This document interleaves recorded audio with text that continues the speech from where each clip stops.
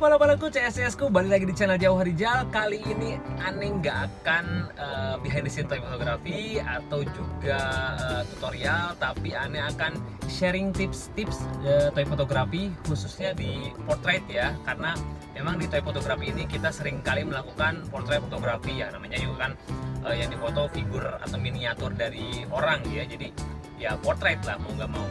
Nah, di portrait fotografi ini ada hal-hal yang aneh rasa atau sesuai pengalaman aneh itu baiknya tidak dilakukan atau jangan sampai diabaikan ketika kita melakukan toy fotografi portrait.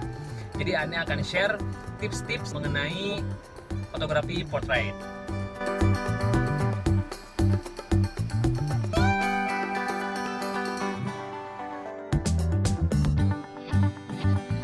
Tips yang pertama adalah tidak mengabaikan fokus mata, karena fokus mata itu menjadi point of interest dari si orang yang melihat foto. Jadi ketika foto kita di share itu terus orang lain melihat foto kita, sayang banget kan kalau misalkan posenya udah bagus, setupnya udah kece, tapi ternyata ketika kita lihat fokusnya tidak tertuju pada wajah si figurnya, melainkan bilang fokusnya ke bagian tangan atau fokusnya ke bagian dengkul. Itu kan sangat disayangkan, lebar pisan gitulah kalau bahasa Sundanya mah ya, lebar pisan gitu. Jadi jangan sampai hal itu terjadi ya.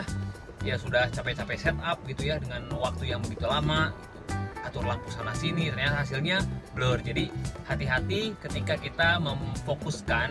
Jadi jangan sampai kita fokus ke bagian tubuh lain tapi wajah kita lupa untuk fokusnya, atau terlalu semangat karena setup gitu jadi sampai lupa untuk fokusnya ya. Nanti tidak akan mantap kali terlihatnya ya.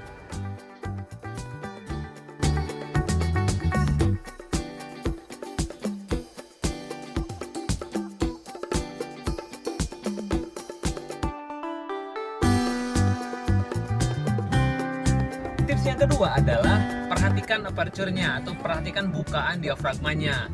Jadi kalau kita foto portrait dengan background yang misalkan strong ya, yang kuat, backgroundnya kuat banget, sampai-sampai si background itu bisa jadi membiaskan point of interest kita. Misalkan kita foto figur dengan background keramaian kota gitu kan, kita atau foto figur dengan misalkan sedang banyak ambience yang sekiranya mengganggu, ada tulisan-tulisan graffiti di belakangnya, atau ada misalkan penonton-penonton karena kita sedang pose battle, misalkan ada penonton-penontonnya di belakang. Nah, kalau kita menggunakan diafragma yang kecil atau bukaan yang kecil, tentu itu akan membiaskan point of interestnya. Jadi orang-orang bakal melihatnya, ada penontonnya juga kelihatan jelas juga tuh muka-muka siapa yang nonton. Misalkan ada tulisan-tulisan di belakangnya yang jelas terbaca gitu, sampai-sampai si fokusnya pun beralih ke situ daripada ke objek utama gitu ya. Jadi jangan sampai kita mengabaikan aperture atau bukaan diafragma dengan pemilihan background. Jadi pemilihan background dan pemilihan background itu berbanding lurus dengan nanti saat kita men-setting diafragmanya itu seperti apa. Oke?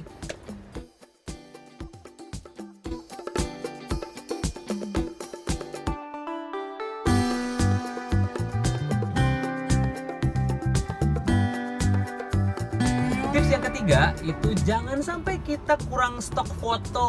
Jadi kalau foto figur itu kan nanti untuk di-share di sosial media, itu kan nanti kita milih-milih foto tuh yang mana aja yang akan dipilih untuk di-upload gitu kan. Nah, kalau misalkan ini berlaku ya untuk kita menggunakan lighting itu continuous lamp atau menggunakan light painting. Apalagi light painting ya, light painting itu kan kita gambling banget kan, hasilnya seperti apa kita kan nggak tahu. Kalau continuous lamp kan, continuous lighting kan kita bisa langsung kelihatan tuh di layarnya. Nanti misalkan kita dari side light kita rubah ke oval light posisinya, atau jadi front light kah, atau jadi backlight kah, atau jadi rim light kah, itu terserah. Nanti kita bisa bandingkan hasilnya untuk nanti dipertimbangkan pada saat kita mengedit untuk di-upload. Atau juga pada saat light painting itu kan, light painting kan ya hasilnya belum ketahuan ya. Yang Anda bilang tadi bahwa light painting itu adalah lampu yang kita setting itu pada saat pemotretan ya. Jadi pada saat kita shutter speed jepret, itu kita langsung bermain kan si light paintingnya. Nah, jadi akhirnya kita nggak tahu hasilnya seperti apa. Nah, jangan sampai kita kurang stok juga. Jadi perbanyak stok, misalkan sampai 5 foto kah satu pose, misalkan 6 foto kah satu pose, ya nggak apa-apa ya, demi hasil terbaik gitu ya.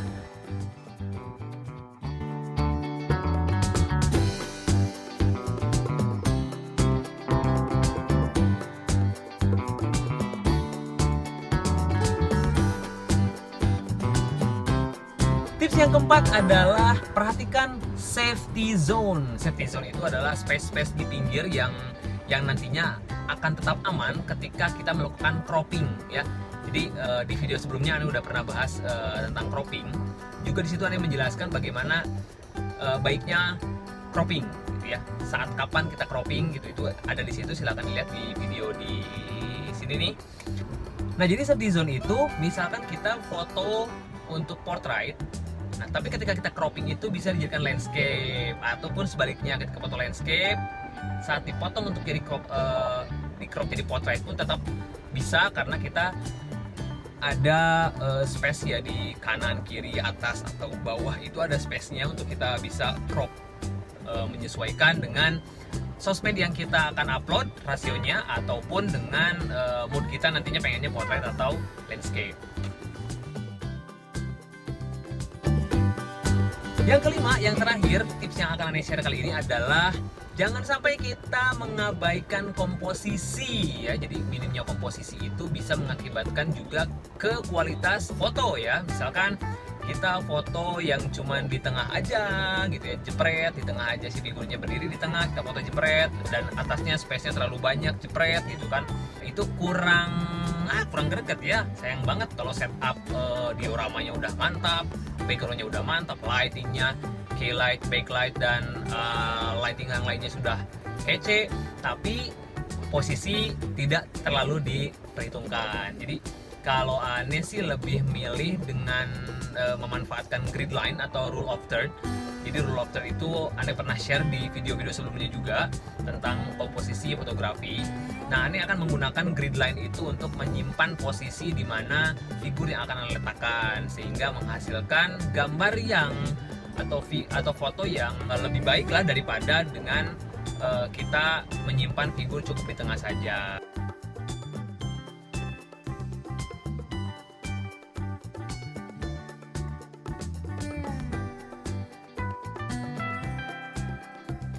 Oke, bala-balaku, CS-CS-ku, itu saja yang bisa Anda share kali ini. Mudah-mudahan bermanfaat. Subscribe, like, komen, juga share ke bala-bala semua yang sama-sama suka fotografi. Sampai jumpa di video berikutnya. Hatur nuhun. Assalamualaikum warahmatullahi wabarakatuh.